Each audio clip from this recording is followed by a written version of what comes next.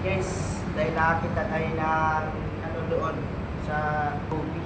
Alam ko, nagugutom na yun kasi araw-araw nandito yun. Kaya, kalit, hindi, tapos, sarap natin ng tubig para may mainom siya. Tubig.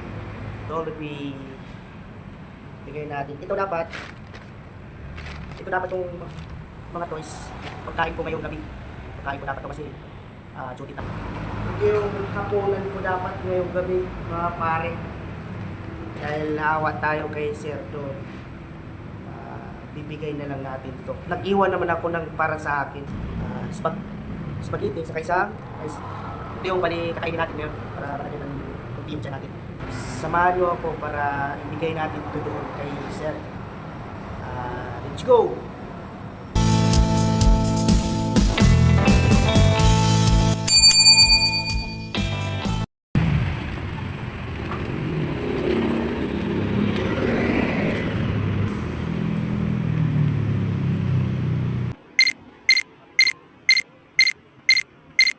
Lock on target. Fire. Sir, sa'yo na to. Oh, ano yan? Jollibee? Sige. Ano yung binabasa mo? Bible?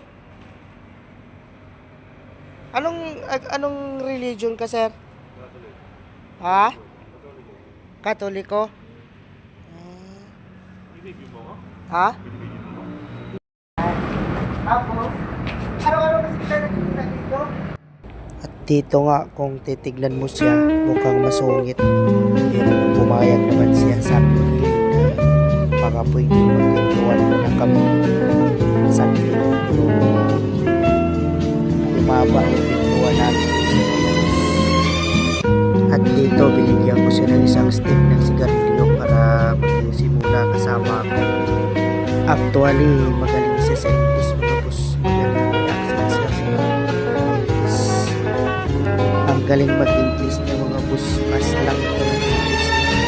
At dito, naku-curious lang ako kung bakit siya magaling sa English. Kaya ako nagsisi na magtanong. Dati pala siyang call center. Nagtatrabaho. Kaya naman pala ganoon siya kagaling mag-English, mga boss. Plastic, sa ano kasi, sa Las Piñas, hindi ka pinapansin ng plastic at karton. Ang hinahanap nila is panso. So, ginagawa ko, iniipon ko, pinapasok niya ako, pinapasok ko. Ngayon, nagpas natin gabi na yun eh. So, hindi ko alam na may ginagawa pala yun nasa loob ng kotse. Human lover's side. So, kinap ako kasi pag may nangyari doon, makasabihin ako may gawa. So, kinap ako para alam nila na, uy, ano ha, ganito ha, sabihin nyo, turo nyo, kung may nawawala, bilang turo nyo ako. Huwag ka na yung maliwanag na may makita din ng ibang tao na may nakaparado ng iba. Kaya, ganun ang ginawa ko. Binaksan pa yung ilaw eh. Binaksan pa yung ilaw, nakita ko ginagawa, tulad pa ako ng babae. May babag na nila. Tinulog ko na lalaki yung babae. Kasi harapan. Tapos, may bibit-bit ako sa ako. Pagkot ko na.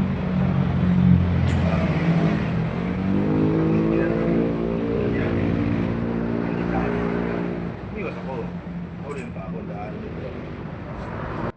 At dito mga boss, tinanggal ni tatay ang kanyang sapatos upang ipakita sa akin yung sinapit niya sa magjuwa na nagtulong sa kanya.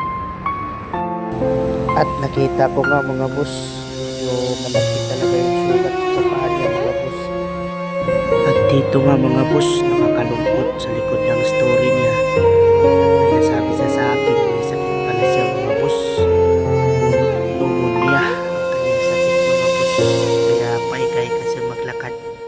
At mabagal, makalakad lang ng ilang metro na hirapan agad siyang huminga. Pero mainly pneumonia. Naninikip, hihirapan ng huminga, sumasakit ng dibdib mo, sumayang ng nito, ako. Kaya wala akong papahin ulit. ang daming pag-asa ko na ngayon, kaya ako nag-pilit ko rin. Kailangan, pera, tayo. Sana meron mag-offer between January up to February. May nag-offer, may nag-hiring sa BPO. Papasok, pero ibang sahod. Kasi, pasok na ako sa company. Hindi ako mag-transfer.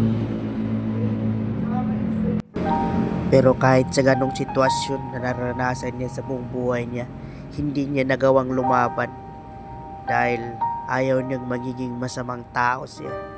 Kahit inaapi siya, kahit anong sasabihin ng iba, wala siyang pakialam. Dahil hindi siya natatakot na kahit anumang mga masasamang espiritu yung umarang sa kanya. Dahil dala-dala niya at kasama niya ang salita ng ating mahal na Panginoon. Makikita niyo siya kanina, may dala-dala siyang Bible, at nung paglapit ko sa kanya, nagbabasa pa nga siya. So binigyan ko siya ng pagkain at malaking pasalamat niya dahil makakakain na daw siya. Tapos binigay ko na rin sa kanya yung kape ko. Kaya bilib ako dyan kay tatay, mga boss, dahil sa lahat ng nakikita kong pulubi at palaboy, isa lang yung bukod tanging may daladalang Bible at nagbabasa kung saan siya makaupo. Makakuha ko lang ng araw na yun, Thursday pala, Thursday ako. Araw ng Thursday, kumuha ako ng ID ko sa PhilHealth.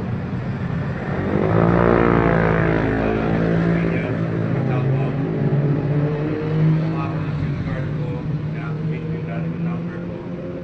Kasi nakalagay sa mga resume ko, nakalagay sa mga ko. Nakakuha ako ng isang iPad na phone, walang charge. At magabi, pinakawan ko. Natakay sa akin, 300 pesos. Tsaka yung isang cellphone ng iPad. Naputol pa ako pag-isip ko, nakita yung bata. Nagamit yung t-shirt ko na hinapad ko. Tubi ako. Ubus ng bagamit yung tubig ko. Mahina ako sa At dito na, mga boss, nagsimula yung kwento ni tatay. Nagkwento siya sa akin, pinalo daw siya sa ulo at hinold up siya ng mga kasama niya. Palaboy, habang natutulog siya, kinuha yung pera niya na 300. Pagkain dapat sana niya yun sa araw na yun, hindi na siya nakakain, gawa ng kinuha na ang kanyang pera.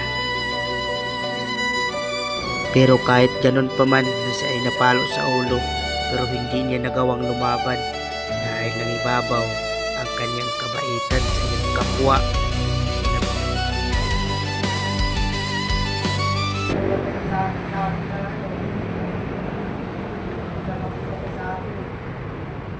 ano sa akin. Yung huling beses na nasa kitaan ako,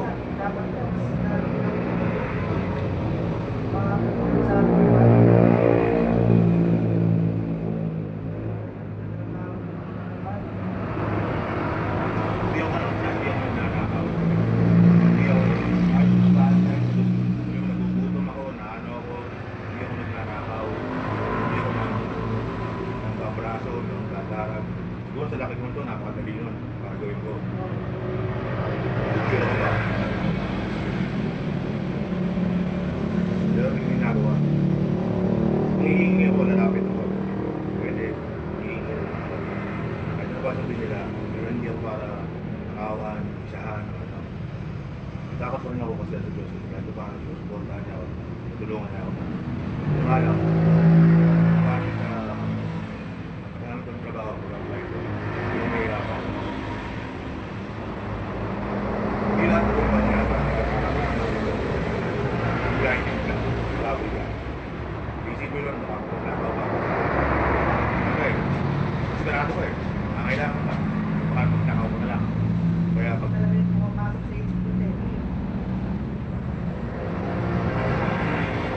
Kaya madalas ang ginagawa. Maganda ako kung magkaka-interview ako.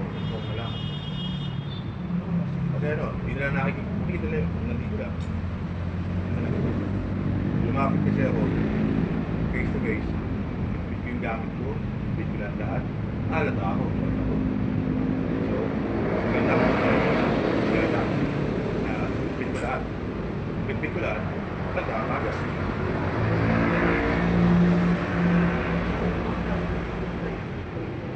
Dahil may tamang gamit mo, hanggang dito lang. Dati nag-ano ako, nagpapag-interview ako sa ano dyan, sa Coffee Project, dyan, tsaka sa kabila. Kaso may mga bata pumasok na nakakawakan sa mga boss na nagpawag na ako. Pati ako nagkano. Yung huling interview ko, October 27 ng gabi, nandun pa ako, nag-plan, hindi na ako umabot sa Starbucks, tawag ko sa Starbucks na may ano, may subat, sa may ano. Hindi lang ako interview sa akin. Hindi lang ako interview sa Blue Chicks. Hanggang ako, kaya ko yung trabaho. Ano trabaho mo dun sa Starbucks? Hindi, doon ako magpapa-interview. Doon ka magpano? Kasi pwede may saksa ng cellphone, guitar, ingay, yung ako dito. Kinasa nila ako, gabi nga. Umulan.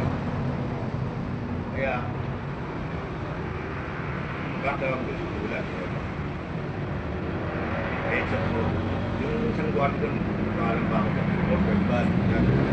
Oo na. Hindi ako tulog na iba na lang. Ganda lang buhay. Alakal na lang. Hindi ako ganun. Unahin ko pa, minsan ko na unahin ko lagi yung load. Paload ako. Kahit na hindi ako kumain pa, paload ako. Unahin ko muna yung load ko. Pag-charge ako. Unahin ko muna yun. Nag-aasok sa muna yung bago kumain. Kasi, tawa.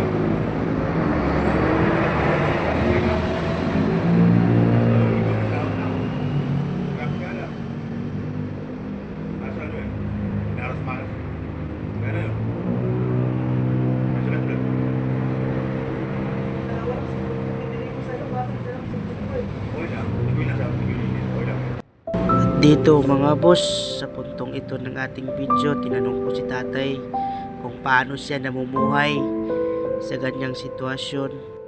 At ang kanyang sagot sa akin ay minsan nanghihingi siya. At kung hindi siya binigyan, hindi naman siya namimilit. Hindi siya katulad ng iba na palaboy na pag hindi mo binigyan, nagagalit.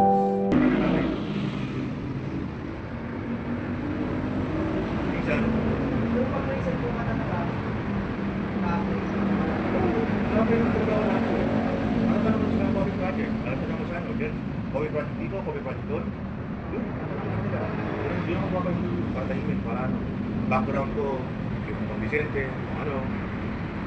Minsan, kasi na ako kasi minsan eh. Napunta ako sa isang water area sa ano, may bandang ESO. Kurente, bakit ba ako? Kanina ko muna ako. Hindi ako kanina, gagawin. Bakit isang hiring manager? Bakit ganyan? Background ko lang ako. Hinangin kasi, hinangin tuloy ko. Hindi ko tingin ako sinabit sa kuwala ako. Hinangin. Ganyan. Kasi ano, okay, medyo bakit siyempre. So, hindi naman. Siguro nga bagsak, hindi tumawag sa akin. Sayang yun. October 20, dahil may trabaho na yun. Doon nga nakawin mo siya kung kanang Antwerp.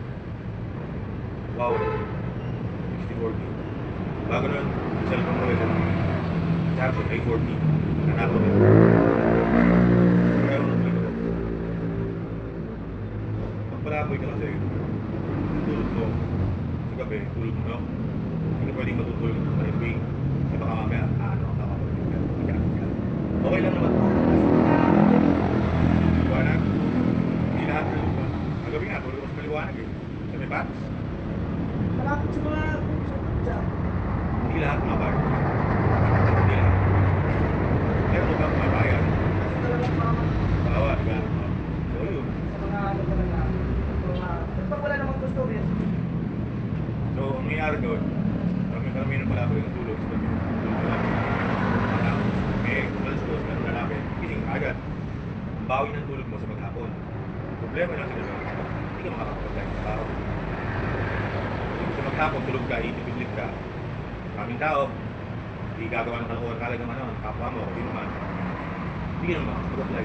Mag-apply ka, lululo ka. Ang pangating tignan, pakinggan. Diba? Pagsara ka agad. So ako, kaya maraming galit ng kapwa ko kalabot. Kasi, marami lang silang kalabot yung gusto talaga.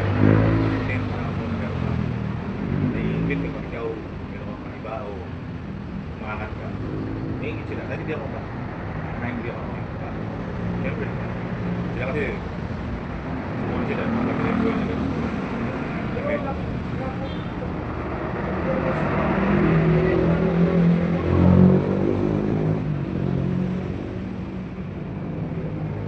Ulit, dahil lang kung bakit ano. Bakit minito yung kapwa ako nag-aasap sa akin. Kaya ako ng sapatos ngayon. Ito sapatos. At sa puntong ito mga boss, nag-offer ako na ibigay ko ang aking lumang cellphone sa kanya dahil nagsabi siya sa akin na kailangan niya ng cellphone dahil kailangan niyang makanap ng trabaho at makontak ang kanyang pamilya. Kaya nag-offer ako dito banda mga boss. Pero agad naman niya itong tinanggihan ng ating offer mga boss. Yun yung cellphone ko sa sapatos ko para sa Bakit mo yung nag-uusap wala?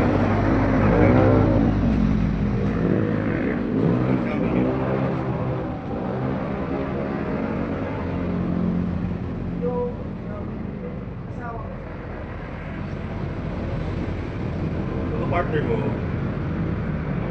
pandemic, At sa puntong ito mga idol ng ating video, pinutol ko ang aking pagbibideo dahil nakikita ko na si tatay na medyo nagiging emosyonal dahil sa aking pagtatanong umabot sa kanyang buhay at patungkol sa kanyang pamilya. Kaya dito na lang po mga idol, maraming salamat sa inyong panonood. Thank you for watching.